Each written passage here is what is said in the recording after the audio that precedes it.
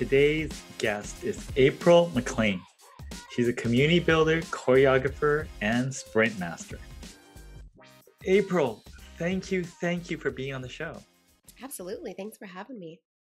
So, my podcast isn't, talks about the building industry and what can be, applicable to it. And, for you, I think community is huge. But before I jump into that, I want to talk about your background because when I go to people's LinkedIn profiles, I look to see how they sort of describe themselves, and you have community builder, choreographer, Ooh. and sprint master, which maybe requires some explaining. Yeah, I guess so. Which part though? Which part is the Well, explanation part? just maybe your background. You're very open about your background. Yeah. So community builder, my official title right now is community manager. But it's a funny title to me because there are so many things that people do that are just naturally community. Like I feel like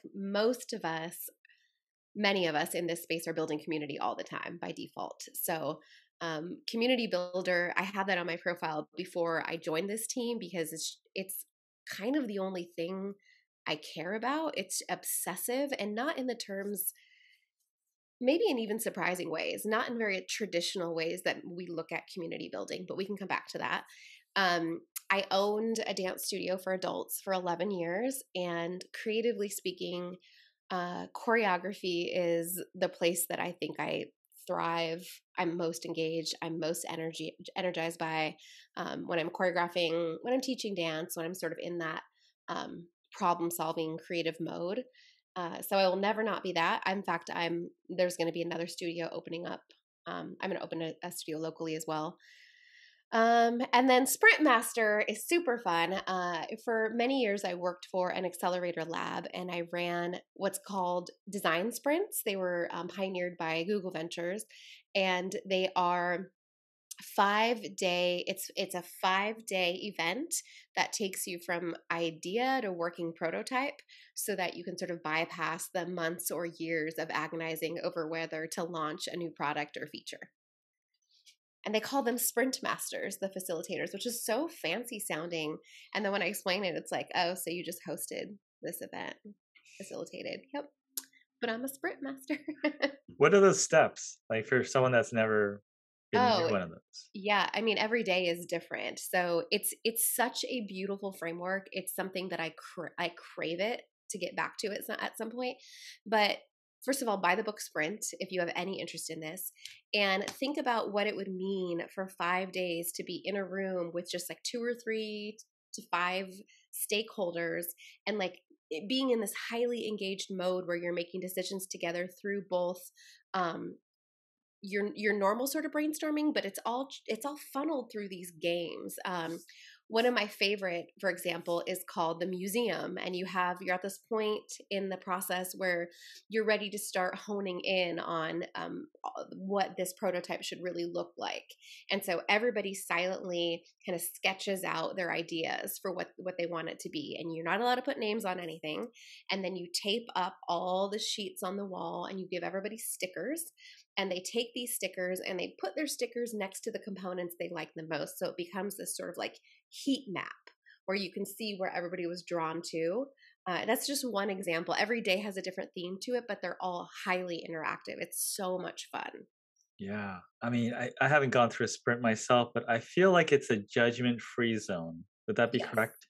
It's super important that the weirder the better. There's so many times where just the weirder the better. And that's one of the reasons why I don't enjoy audible brainstorming. I think when you're in a room full of people, there's always going to be a few people who dominate the conversation and are really comfortable vocalizing. And you're not going to hear from those that aren't. But also, the first person who speaks usually primes the room, and it kind of hinders the ability to just go off in weird tangential directions, which is really important when you're in the exploratory process. So yeah, judgment free. And the role of the facilitator is to keep things moving. It's very time oriented. You set a timer over everything. And when the timer goes off, that's it. There's no negotiating with it. But also to consistently read the room. So there's a lot of EQ involved. You just kind of draw people back, reel this in. It's really fun. It's like my sweet spot. Yeah, it sounds like the timer helps or stops overthinking. Yes. Yeah. Which I'm the queen of. So fun for me All too. right, so how does that tie into community building? I define community building as anything that gets people in the room where they feel engaged, valued, and moved towards like a common purpose. Which that made me want to gag just saying it because it was so like corporate cliche sounding. I made it up on the spot. But my particular flavor of community building is I'm really disinterested in anything virtual. I try my best because I know that's where we live, and proximity is a real hindrance sometimes to building your circle. So I very much understand the value of virtual community building. But in person is where I get the most excited about. And that looks like so many different things. There are so many things created to facilitate in person community. Yeah, for sure. Now, um, obviously, for someone that prefers sort of in person, you Yeah. must be very sensitive to things that, although do not, fully replicate in any way the in-person experience, hmm but seem like a good idea. What are some things you've run across that are virtual but seem like a good idea to sort of, I don't know the right word is mitigate, but to improve that experience virtually? like what are some of the most effective virtual experiences that I've seen? Yeah, because you're sort of a sense, a very focused. You love that sort of vibe where people come together actually Yeah. face to face, which means that you're very critical of some of the, or very aware of the limitations of virtual, but you Yes. also probably are aware of things that are good hmm that are helping the virtual side. Yes, that's a great point.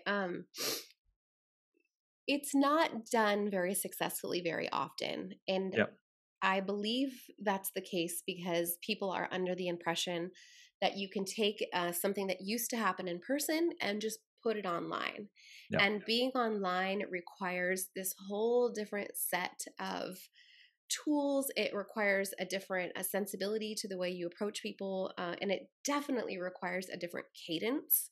So when people just try to translate it online, a lot of that stuff got really rough. And the times that I've actually had a good experience have been actually, my work just did something recently that I was totally dreading. It was like, we're gonna have this all like this big meeting on Zoom. It's gonna be a team building, sparking good conversation, and I had to drag myself in, and not because it's my work. I work for a really wonderful company, but just in general, Zoom socials, icebreakers, the whole thing.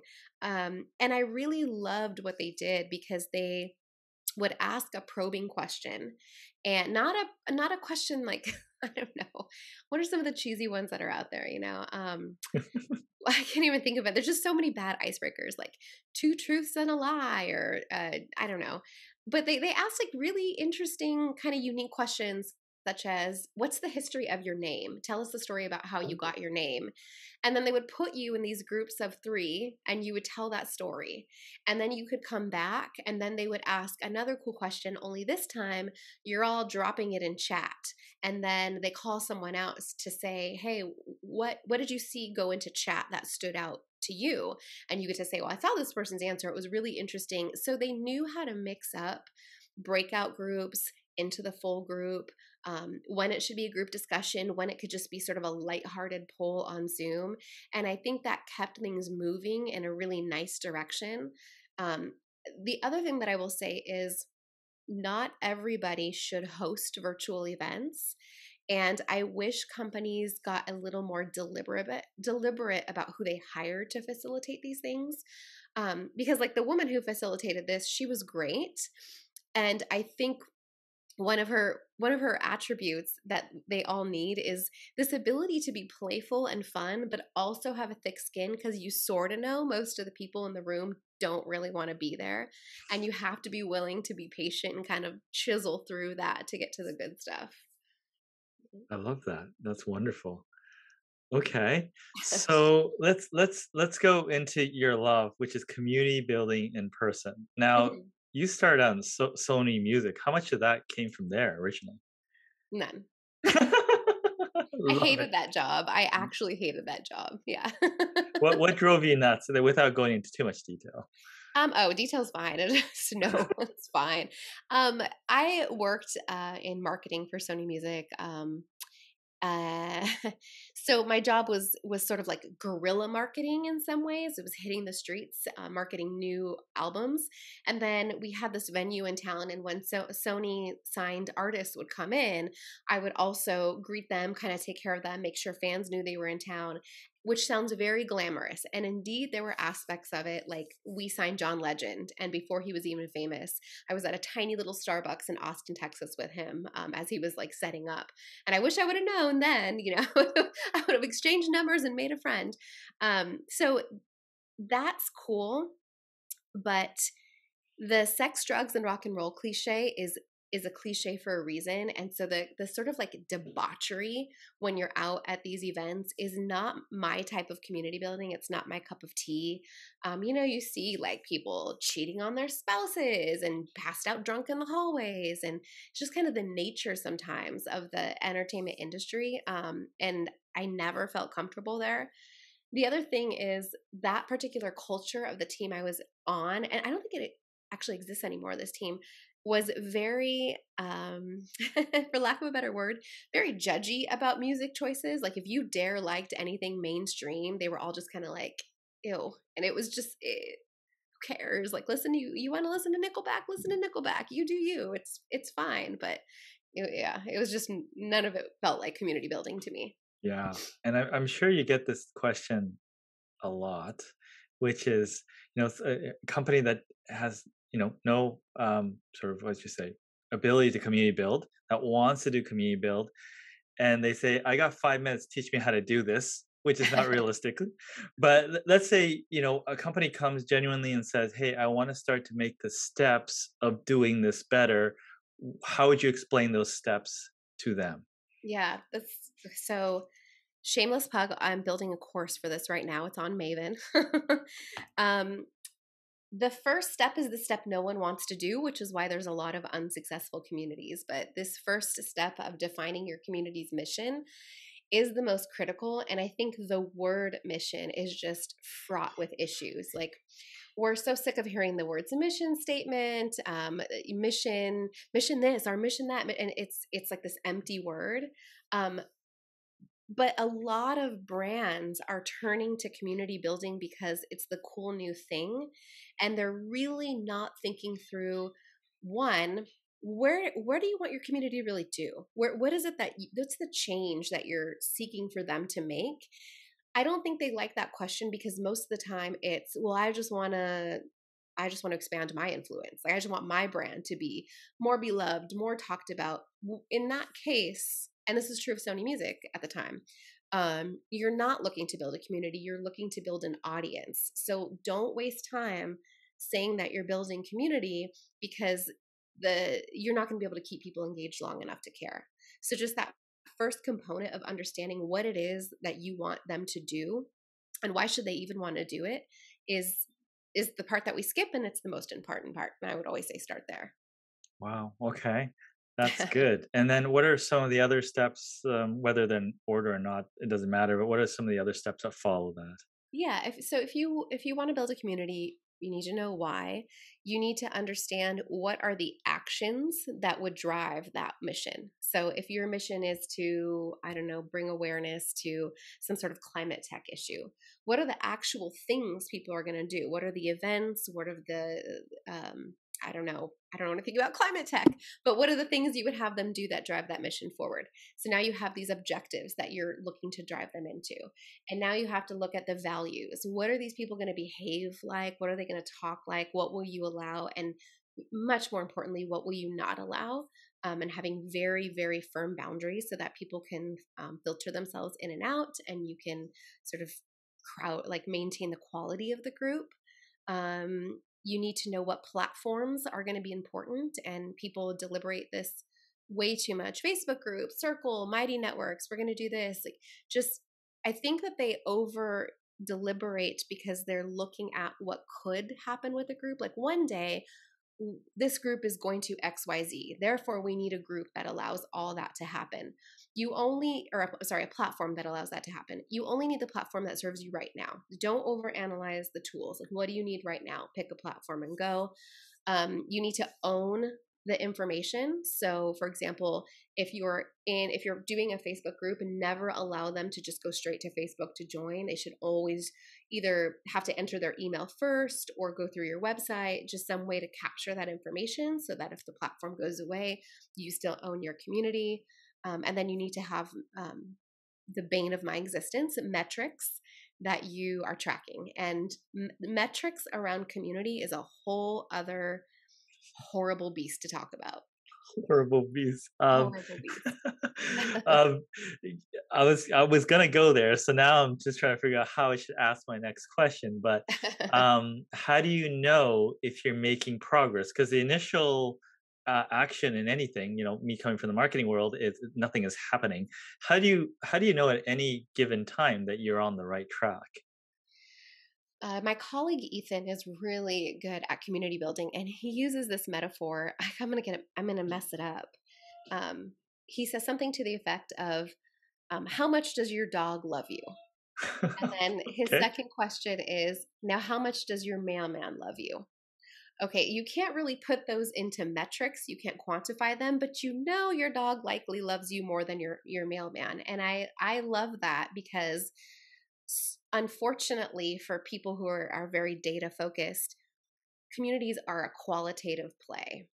And all of the metrics that we use, we do have metrics because you sort of, with anything, you need to be able to measure something, but they're always proxy metrics. Like, you really cannot measure the affection of a community. But for me, a couple of key signs are, do they talk to each other when I'm not around? So if I see that the community lives on without me needing to be there to facilitate conversation and keep things going, that's when I know that something's starting to work in the right direction. Yeah, for sure. And what I got out of that is, if you own a dog or you're a pet lover, then you're going to be better at developing communities. If you own a dog, you're better at everything. It's just, that's the universal truth of owning a dog. We have a lot of dog owners in our companies, so Yeah. you're going to get a lot of support for that. I'm obsessed myself. Yeah. That's awesome. Um, so, for people that don't know, the community that you are sort of cultivating and growing currently has a lot of entrepreneurial energy, and you do Yeah. as well. Yeah. Um, what are some unique things that you've learned? Because you came from the outside, being part of the community, now being on the inside. In Hmm. that transition, what have you learned? From being a member of them and now being behind the scenes. Yeah, behind the scenes, now having to cultivate this, is there any learning, any unexpected things that you learned, or confirmed, from what you knew coming in?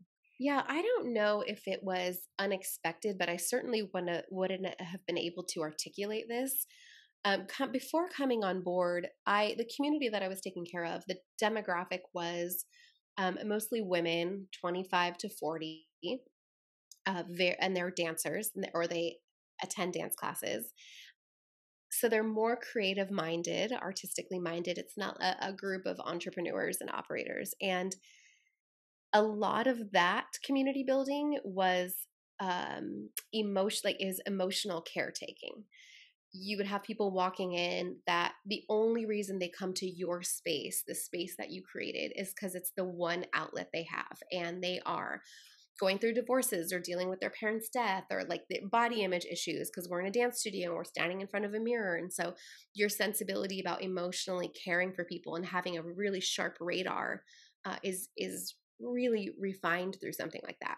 And so then I joined this group, and these people they're ambitious, they're bold, they don't know BS, they tell it like it is. Sometimes they're obnoxious. Like, there are all these, yeah, yeah. And I think for the first month or two, it was like, woof, I don't even know what to say. They're just going to yell at me over everything. Um, But as I've been there longer, I've found that there are two things that are true. All communities reward people who are comfortable in their own skin. So I don't put on airs inside the group. I don't pretend to know things that I don't know. I will outright say, I don't know what that is. I don't pretend to speak everybody's language in the group. A great example of this is I'm not interested in the world of blockchain. I've gotten my foundation education in there, like so that I don't sound like a total nincompoop, but it's just not something that naturally plays to my interest. And so I don't try to engage in that in any way. And I think that the community has been very, I feel very connected to them at this point after the last year. The DMs that I exchange are always very warm. Even if they're mad at me, they end up in a very warm place just by being me. And the second thing I've learned is actually every group is emotional and you're dealing with people's emotions no matter what. So where I would have thought the dance studio group is like highly emotional people, and now I'm dealing with highly logical people.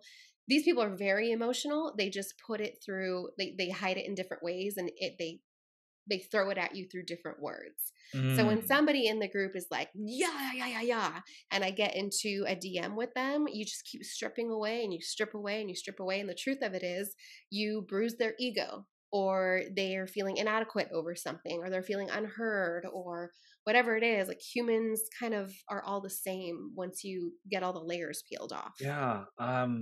Can you give some form of, broad example of how that kind of, I mean, you do it naturally, but you how to strip away the layers and are patient and do that. Yeah. Ooh, it's hard sometimes. Yeah. Sometimes what I'm thinking inside and what I do outside are two entirely different things. Yeah, I would say it was like actually a couple months ago I had posted something, and one of the members made this just like really really rude snarky statement, like, well, maybe it's something to the effect of, well, maybe if you knew how to do your job this wouldn't happen. Ooh. And that statement is like man, do I have a lot of thoughts about that. And when something like this happens, like the more primitive side of me wants to really just like tell somebody off, and that's not useful at all. So the more logical side of me realizes it's kind of an irrational statement. What this person is saying is actually irrational. Maybe if I knew how to do my job, the odds that they know what my job even is are really low. So there's clearly something else going on here. Um, so when I responded, I said, so I just asked a simple question like, um, what part of the job do you think that I can do better in? And then got another snarky answer. And I responded with another question. Oh, do you? He said something like, "My posts were rejected because blah blah blah," and I said, "I just looked in the history. I only saw this. Can you like help me understand what the post was?" And the more you ask questions, the more it comes out that really all this is about is this person felt like their contribution to the group wasn't valuable because I had moderated and like it violated some sort of rule. And that's all it was. It was just a pride thing. But the more questions you ask, the more you'll get the right information. And then when it gets down to a point where it's no longer useful to do it in public, then I'll usually take it to DMs. And it's so funny to me how people change in direct message. The Mm. persona that they give you publicly, and then they're just teddy bears in direct message. It's like by the time you're done, they're like, thank you so much. And uh, that's just one example. Why do you think that is? I mean, we're It like when you go to people. DMs, did you de-escalate it enough? Why do you think, it changes? Yeah, I mean, I'm sure by then it was de-escalated, but this has actually been true across the board where there's people inside the group that are kind of always hard-nosed. Yeah. And then when I'm in message with them, they're very kind. And I think it's sort of I think it's a combination of two things. It's the culture of the group to be like hard charging. And also, um, it's like the keyboard warrior effect. You know, when you're behind anonymity or kind of protected in group think, you're more willing to bleh. But when you're really faced with a human one on one, it's much harder to act that way when that person is right in front of you. And that's my theory of what's going on anyway. Yeah. I get it. So, if I were to sort of sum up your process in a simple way, Yeah. curiosity is caring. Cu- Uh, Curiosity is just the only rational way to get to the bottom of a problem. Got it. Yeah, is what I would say. I think it is caring, but I was just talking about this in my podcast actually. This idea of that old F. Scott Fitzgerald quote, the sign of first-rate intelligence is the ability to hold two opposing ideas in your mind and still retain the ability to function. I love that. It's to me, it gets down to the real heart of why people have these arguments and debates, and you see like Democrats, Republicans, left, right, whatever it is, these blah blah blah blah blah, and they're just unable to retain the fact that maybe both parties have a point. It's just, it can't possibly be. In all of the conflict that I come in, I try. I mean, I'm a very emotional creature as well, but I just try to remember very few people's stance is just completely irrational.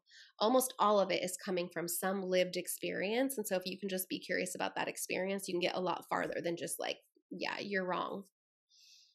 Wow. No, that's perfect. Well, you obviously think about these things and other things a lot. How do you think about your, I don't know what's the right word, evolution or future? Like what is important to you? That's a juicy question. I liked that one. I'm unprepared for it. um, oh, the evolution part is a very interesting word because um, I think a bit about my background, but I grew up in foster care. So I moved through 22 foster homes. I was pregnant by the time I was 15. I had my daughter at 16. I emancipated at 17. And at the time I emancipated, there was no like there's been I can never say that word, legislature Mhm. that has been passed that gives transitional services to foster youth who are leaving the system. There wasn't then. So I lived in my car with a 1 year old and then a motel and then this sort of, so this idea of evolution, because I came from a place of, not only did I never consider my future or plan for the future, but I would have never even, it would have not occurred to me that I did have any power over my future or that I had any potential to do anything. It was just like one foot in front of the other. Can I get diapers today? Can I get food today? And also, I don't really like who I was in those years. In those younger years and moving into my 20s, I was in such a survival mode for such a long time that you almost lose all awareness of other people. Like I'm pretty sure I was a total obnoxious pill for a very long time because my sense of like human connection and understanding, I mean, I was just kind of a lost cause for a second. Um, but so much of that has informed where I am today. So the reason I started a dance studio is that I took a dance class when I was 25, so I started really late, and it was the first therapy that worked for me. It totally connected me with my physical presence. It put me in community with other people without having to talk. And that was such a high for me that I had to create a space where other people could experience it as well. And it was only through owning that studio that I realized how deeply I loved community building because it's not and this is going all the way back to the beginning of the podcast where I said we should come back to that. I do not like crowds. I don't like social interactions. You would be hard pressed to get me to be very social at any point in time. I'm very much an introvert. I like being alone. I like traveling alone. But what I do love is being able to facilitate things behind the scenes. If I can create the experience and then get people in, that makes my heart soar. I don't want to be in the center of the experience. So that's what a dance studio is. You're creating the experience. That's now what I'm doing with my current role. You're creating the experience. And when that has revealed one thing to me, and that one thing is I care more about human loneliness than I care about any other cause in the whole world. the fact that anybody should be like truly lonely makes me like ache inside. And so almost everything that I gravitate towards has to do with that element of human loneliness, which is, I honestly wish that wasn't of interest to me. To be frank, I wish I had other interests. But that's you, right? Yeah. That's where you're at. So Yeah. no, wonderful. Thank you.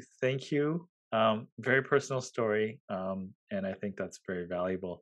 Now, um, I love the way you think about things. Is there anything that I didn't ask you that you commonly share or you want to share? Hmm. That I commonly share. Do I commonly share? I think most of what I talk about really does revolve around like seeing people. So I'm pretty sure I preached about that enough. Yeah, I don't think so.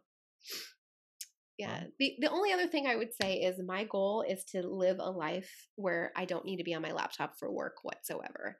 I think I'm not interested in this sort of, maybe that's why digital nomad would never work for me. I don't know.